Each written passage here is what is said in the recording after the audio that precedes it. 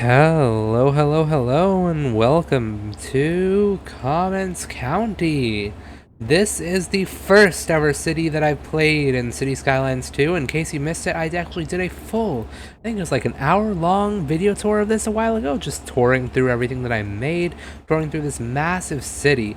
We're currently sitting at 225,000 people in population, playing on the Great Highlands map. This is my first time coming back to Cities Skylines 2 in quite a while since the Economy 2.0 patch, and this is my first city that I played in Cities Skylines, and I figured what better way to start back into the game than to jump into the city that started it all. Now, while we talk, I'm actually going to hit play on this Economy 2.0 patch and just see how it goes, because I know that it's going to be a disaster. We're already in a pretty wretched state of the city, to be completely fair, filled with tons and tons of high rent complaints all throughout the city, lots of death waves and all sorts of things, lots of abandonments. But if we just hit play over the next, honestly, quite a long while, probably not even by the end of this episode, Economy 2.0 changes are going to go into effect and we are going to see ourselves totally screwed. You can see that right now we have a very big benefit. We're up 46 million a month, 1.9 million per hour. We have 1.3 billion dollars in the bank. But this is going to rapidly change as Economy 2.0 begins to kick into gear. I bet it's not going to be a massive change for us, to be completely fair, but it's going to be enough that we're going to face some challenges. But our simulation speed is currently a whopping 0.2. Yikes. So we're not going to be moving very fast in this game. Our simulation isn't going to be doing very much, but we're going to try. We're going to try so much. This city has been plagued with issues since the very start because, you know, I was just learning how to play Cities Skylines 2. So intersections like this, whatever the heck this is an intersection between our primary highway that runs in the city and our secondary highway that connects up to the airport in the mountainous region. And this intersection is meant to encapsulate our train line and just combining the two highways, as well as having a local road that links up to a side highway that connects into this back area. And quite frankly, I think that this is a disaster, and I think it needs to be completely redone. So part of that is going to be my goal. I think that this is one of the projects that we're going to tackle today. But I think I'm going to make this a little bit of a mini series. On a side note about that, on the YouTube end of things, I have changed up my microphone setup very slightly. I've changed up my audio setup very slightly. I've changed up my graphics to be at least somewhat workable for this game. My GPU utilization, CPU and GPU are both at 99% right now. So they're not doing too hot, or rather, they're not doing too cool.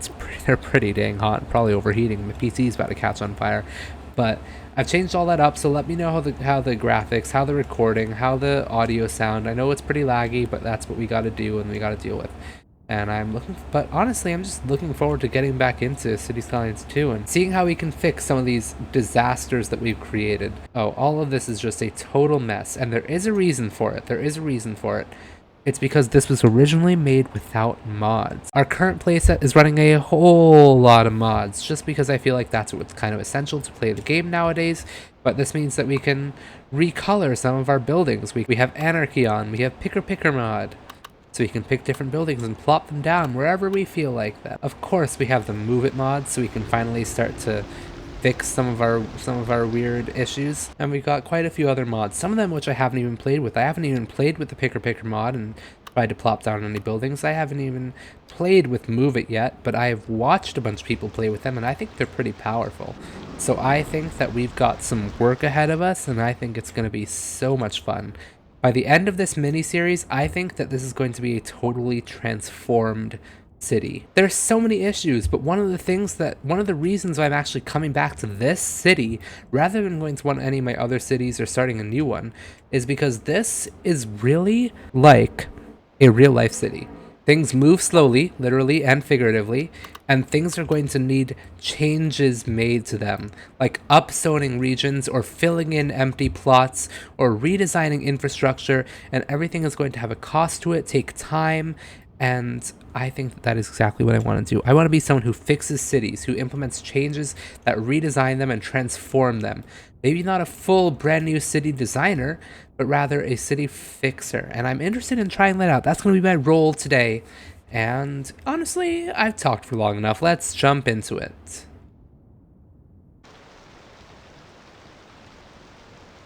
I'm feeling like we gotta start with this mess of an intersection.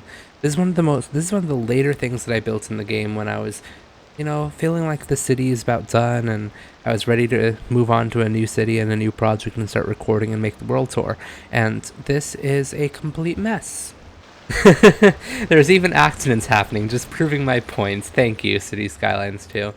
So I think what we gotta do is tear this out, reconsider it, or at least maybe we can't tear it out. Maybe we're going to do this, like a real city fixer. We're going to consider all the different priorities and redo it gradually. It's going to be more of a construction site where each individual part gets reconstructed to figure out a new design, rather than tearing it all out, having a blank hole, and then rebuilding it.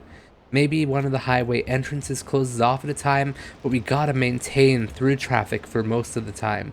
So let's do this. Now, I think the first issue here is that our rail is shoehorned in. Traditionally, rail should get the priority, whereas in this case, the rail intersection is going all the way looping around here, forming kind of this butt shape, while the main bypass is just going over the highway roundabout. And I think that's completely unacceptable. So first of all, we gotta redraw the rail line.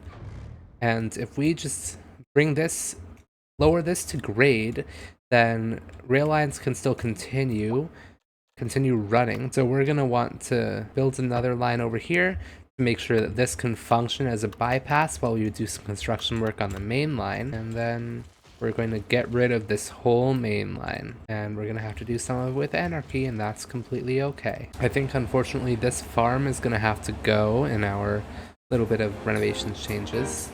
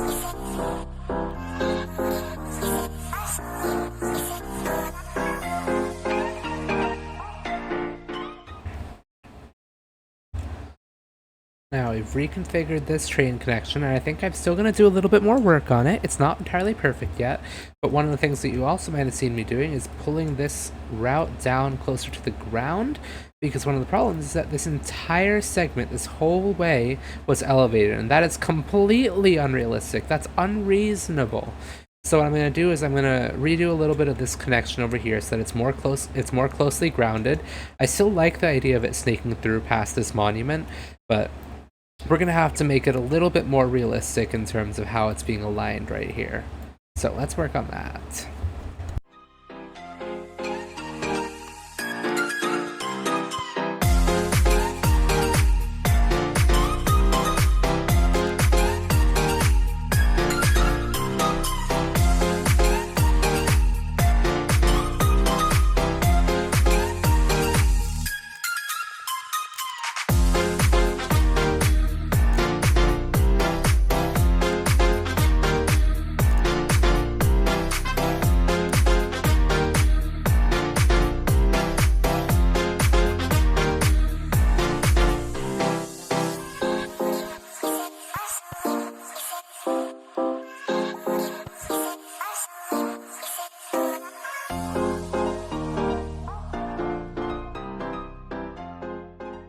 Now this train line is fully grounded, and as you can see, the elevation raise is a lot more gradual. We don't have anything crazy, and this bridge is on par in line with this with this plateau over here, so everything's a lot better. It's still weaving in between these monuments, but now it's just looping around this parking lot. I can imagine that there used to be some sort of a hill over here that the airport was that the airport flattened to make way for this parking and for the airport itself. And so I can imagine that that's the reason why this rail line initially looped around. And then once the mountain was flattened, the road for the airport just looped around to match this rail line. In theory. Now, this station and this airport are a total mess, but that's a problem for another time. Right now, we're focusing on this intersection. We now have the same problem on this end, where this road is just unreasonably elevated for an extremely long period of time. And that's just not something that would realistically happen. What I would rather see happen is this highway continuing around and lining up with this other highway. Even if they're not really considered the same highway by the Department of Transportation, it's something that I could see happening to make this intersection a little bit easier to move through. So let's make that happen, and then we'll be able to design this intersection a whole lot easier.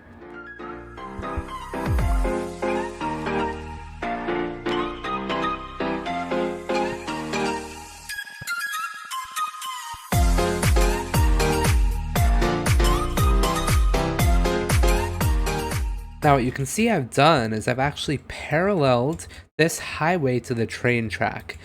What this is meant to really symbolize is that the train track is probably in the Department of Transportation's ownership. This whole area probably is. And the further away from this train track and from this highway that we get, the more that the DOT would have had to use eminent domain on all these different properties. So right now you can see this old elevated highway is really serving as the boundary for this farming community, when that's really not reasonable. It makes a lot more sense for it to parallel this rail line. And I've brought that over all the way up to this main connection where we're going to have the massive intersection that's going to really be serving as a multi-point.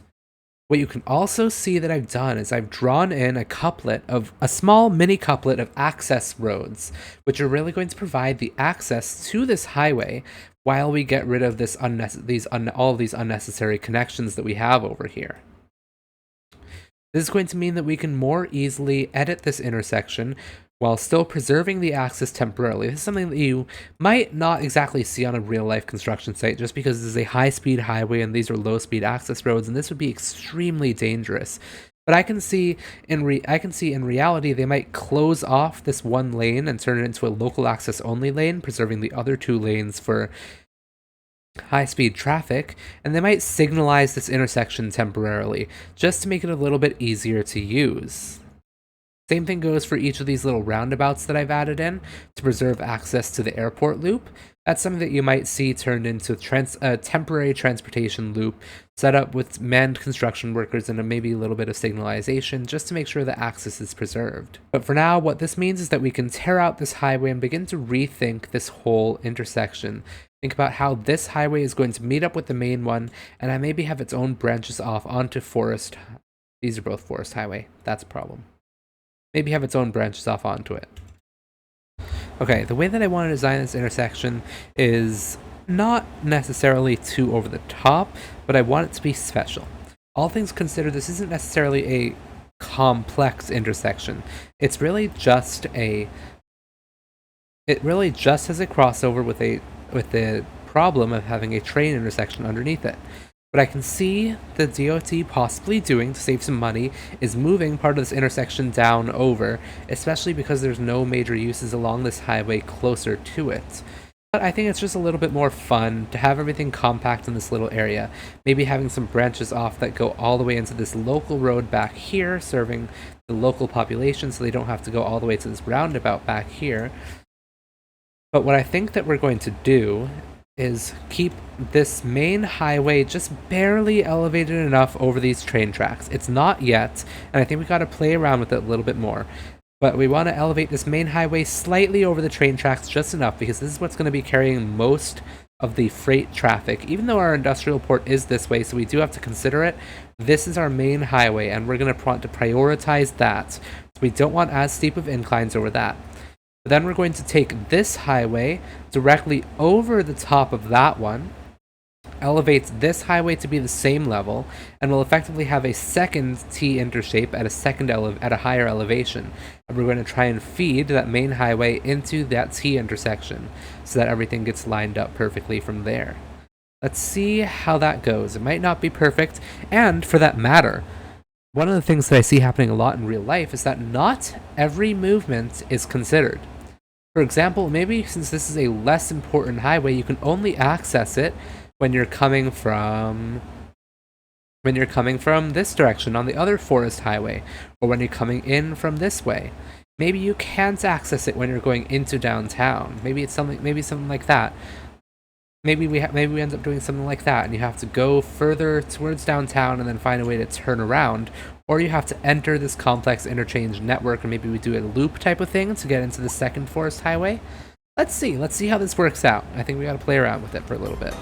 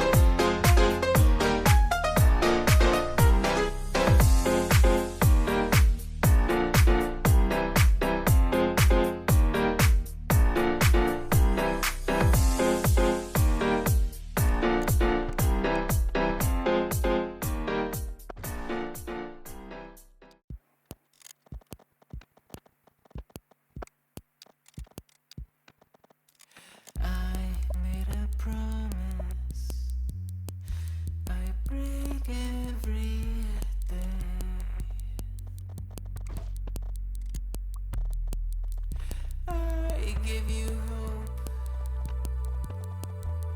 none for me to spare.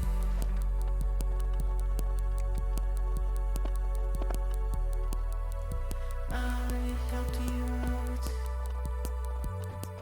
but that was my mistake.